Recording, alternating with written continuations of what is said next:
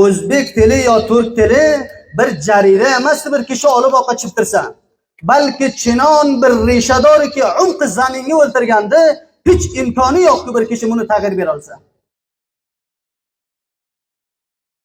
Hamma biz buni bilamiz. Agar Pashtun inog'alarimiz hukumatga muqtadir bo'lsa, hukumat qo'llariga tushsa,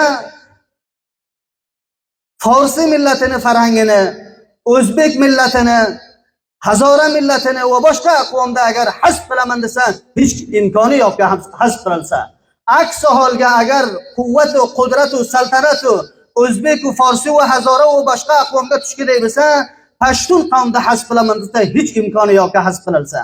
Balki arabchasiga banomi taoyish bir gapi bor.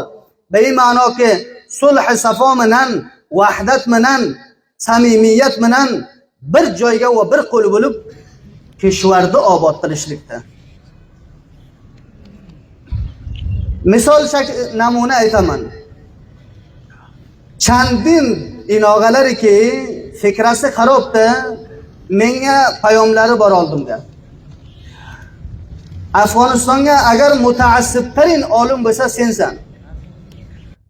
Rasonalarga, tarmoqi ijtimolarga va radiolarga hamisha ko'ramiz o'zbek tiliga sen gapirasan. Men o'zim oldimga muhtoj bo'ldim. Birinchi aziz otalarim, adabiy shoir kishilarimizga aytaman. Eng ulug'vor kishilarimiz, bilimdonlarimga aytamanki, 50% ga ham men o'zbekcha gapira olmayman. Agar adabiy o'zbekcha gapirsam, shoyat uyqusi uchib ketsa edi buni. Ikkinchidan, hadaf nimada? Minglarcha otalarimiz bor, oqsoqol otalarimiz bor, peshasafid onalarimiz bor. Qat'an boshqa tilni bilmaydi. Dinni qaysi unvonga bizda boyat o'shalarga eshittirsak. Va uchinchidan men oldimga cho'tladimki, xilof mavozin hukumat islomiy ham bo'lmasa o'zbek tiliga gapirishligim. Va jurman bo'lmasa, nima uchun ikkita uchta olimiki agar o'zbek tiliga gapirsa, yo adabiy kishilarimiz gapirsa, ustlariga taqditoz va intiqod bo'ladi. Nima uchun? Bahotirki 3 narsaga bizda muhtoj bo'lmaymiz. Birinchi, tilimizga tashviq zarurat. Ikkinchisi tadris zarurat va uchinchisi ham ta'lim. Ey kosh ahli qalamlarimiz, yozuvchilarimiz shogirdlariga ta'lim bersa edi o'zbek tilini va hukumatning boshliqlari nihoyat mutavajjih bo'lsa edilarki bor makotiblarga va fuantullarga o'zbek tillarimizni tarvij berishligiga. Ikkinchidan masala tashviqdir. Meni sesimda ijtimoiy tarmoqdan eshitayotgan tojirlarimiz, vallahi qasam ichaman, bir shoir adib inog'amizni ko'rdim. Aytdilarki, men 3 ta kitob bitirman, tavonoyim yo'qki shuni men sab qilgay bo'lsam va chop qilgay bo'lsam, tabaga bergay bo'lsam. Tojirhoy milliy o'zbek turklar, men taqozo qilamanki bu adiblarimizni qo'lidan ushlang. Hatto safahat ijtimoiga andaktarin faoliyat qilaman desa, shunga tavonoyi iqtisodisi yo'qki bechoralar qanday qilib faoliyat anjom bersin ijtimoiy safalarga. Taqozom sizlardan shuki, tashviq degan masalasi moddiy bo'ladi va ma'naviy bo'ladi. Buni eng katta mas'uliyatlaring bilinglar.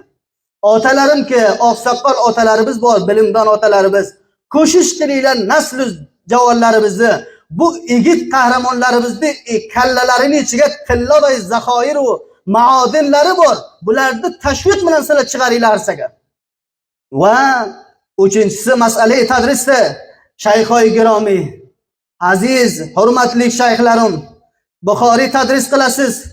Soliyoni sol illarga oldingizdan 30 ta 40 ta yaxshi shayx fozil oldingizdan chiqadi. Nima uchun Buxoriyni tiliga tadris qilmaysiz? Nima uchun Buxoriyni va Termizini, Buxoriy va Termizini tiliga tadris qilmaysiz?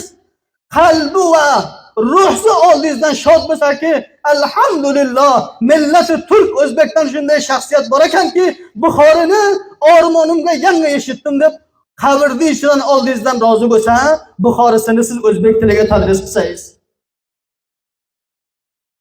Dard ko'pda aziz otalarim. Vaqt nihoyat kam.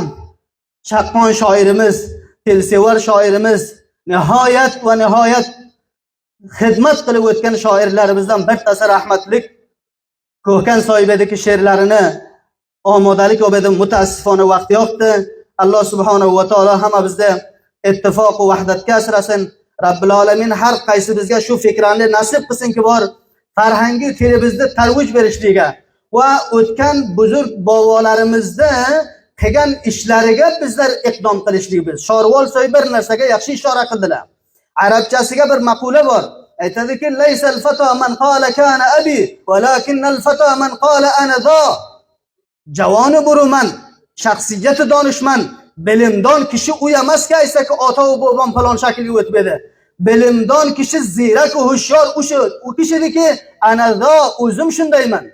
Buxoriyni sharhini o'zbek tiliga bitimman. She'ri Navoiyni she'rlari nihoyat qattiqligidan va qiyinchiligidan nasli yigitlarimiz bilmaydi, o'zim sharh qilinman. Va siyosiy maydonga o'z tilimga, o'z farhangimga o'zim monimcha xizmat qilinman. Javonu burumand, hushyor ziyrak kishi u kishidir deydi. Alloh subhanahu va taolo o'tganlarimizni hammasini g'ariqa rahmat qilsin. Robbil alamin bu o'ltirishlarimizni, lahazot va daqiqalarimizda hammasini o'z rizoatiga aylantirsin. Va oxiri da'vona anil hamdulillahi robbil alamin. Assalomu alaykum va rahmatullohi va barakatuh.